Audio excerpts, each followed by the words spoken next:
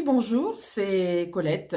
J'aimerais vous donner mon point de vue par rapport à l'organisation de cette Coupe du Monde au Qatar 2022. Beaucoup de points positifs. D'abord, la participation africaine.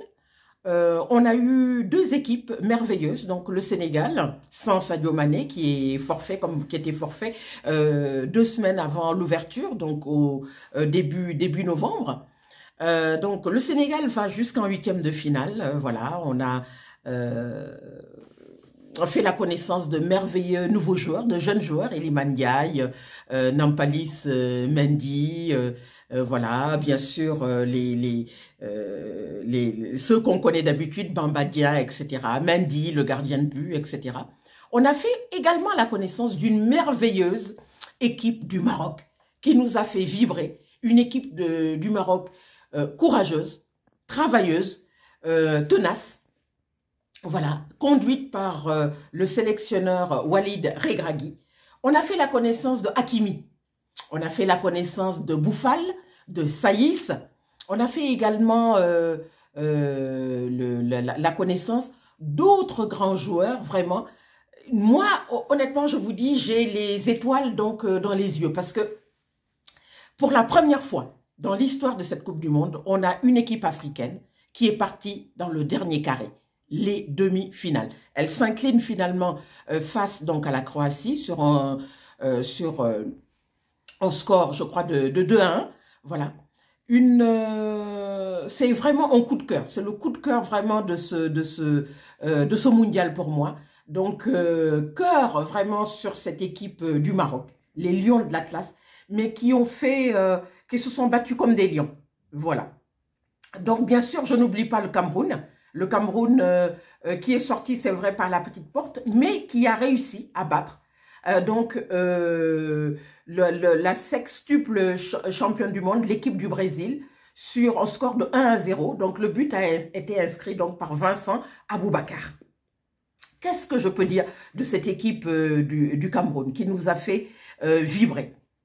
On a également eu donc la Tunisie qui s'est arrêtée donc au premier tour. On a également l'équipe du Ghana. Mais tout cela est un bon prélude pour la Coupe du Monde de 2026, dans 4 ans, où le continent africain aura 9 représentants, c'est-à-dire donc un peu plus de chances peut-être de monter, donc si vous voulez, à l'échelon supérieur. Pourquoi pas une finale de Coupe du Monde? On est arrivé donc en demi-finale avec le Maroc, qui a été supporté par l'ensemble du continent africain. Ça, ce sont les choses positives. Les choses négatives, c'est bien sûr les comportements antisportifs. Je voudrais revenir sur ma thématique africaine que vous connaissez, qui est les vilains gestes, les vilains mots, les menaces, etc. Notamment la vidéo qui a beaucoup circulé sur les réseaux sociaux avec le président de la Fédération camerounaise de football, Samuel Eto'o. Un des supporters qui harcèlent, qui menacent, qui insultent, qui s'en prennent physiquement donc à d'autres supporters, à d'autres citoyens d'autres équipes, alors qu'ils n'avaient rien à faire là. Et ça, je trouve ça dommage. Quand une équipe perd, il y a ce qu'on appelle le fair play. Le fair play, qu'est-ce que c'est? C'est accepter, même à contre-cœur, la défaite.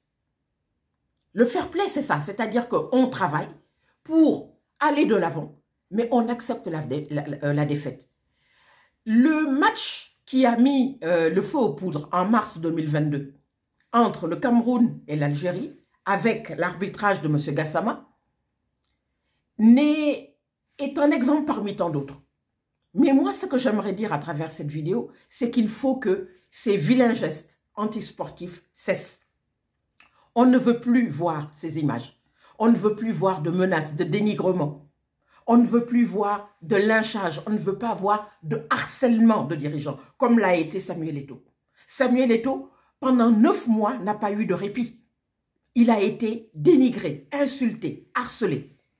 Ce fameux supporter, youtubeur, qui le suivait de manière constante, voilà, je trouve dommage tout ce qui est arrivé. Il n'aurait pas dû être là. Il n'aurait pas dû être là. Moi, c'est mon opinion. Je l'ai déjà dit donc dans une précédente vidéo. Ce sont les images qu'on ne veut pas voir dans le sport. J'ai envie aujourd'hui également de féliciter l'équipe de France qui en est à sa 4e finale de Coupe du Monde. Après celle de 98, au cours de laquelle elle a été sacrée championne du monde la première fois. La 2e finale de Coupe du Monde en 2006, où elle a perdu face à l'Italie. La 3e finale en 2018, où elle a gagné face donc à la Croatie. Et celle de 2022, où elle s'est inclinée face à l'Argentine. Un grand bravo. Bravo à Kylian Mbappé. Bravo donc à Antoine Griezmann.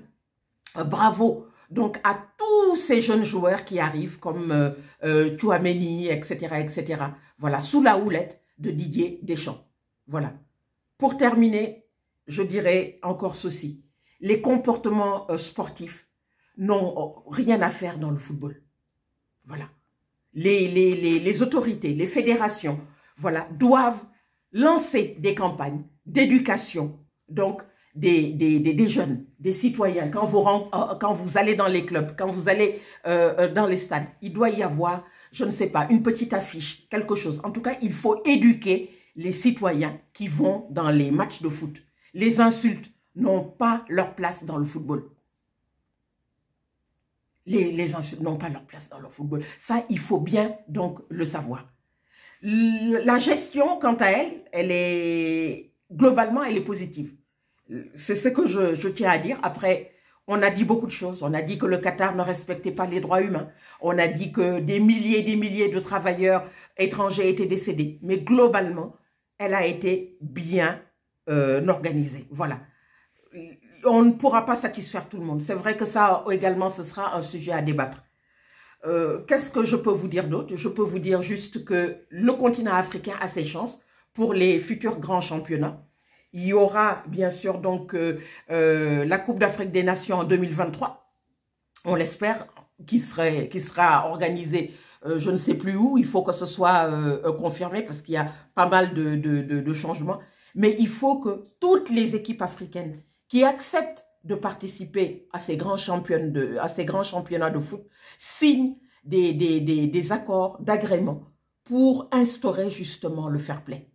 On ne veut plus voir ces images de menaces, de dénigrement, d'insultes, etc. comme on a pu le voir dans beaucoup trop de vidéos sur les réseaux sociaux pendant cette Coupe du Monde. Voilà ce que je tenais à dire. Vive le sport, vive la jeunesse, vive le football, vive le continent africain. Voilà, à très bientôt les amis. Merci, au revoir.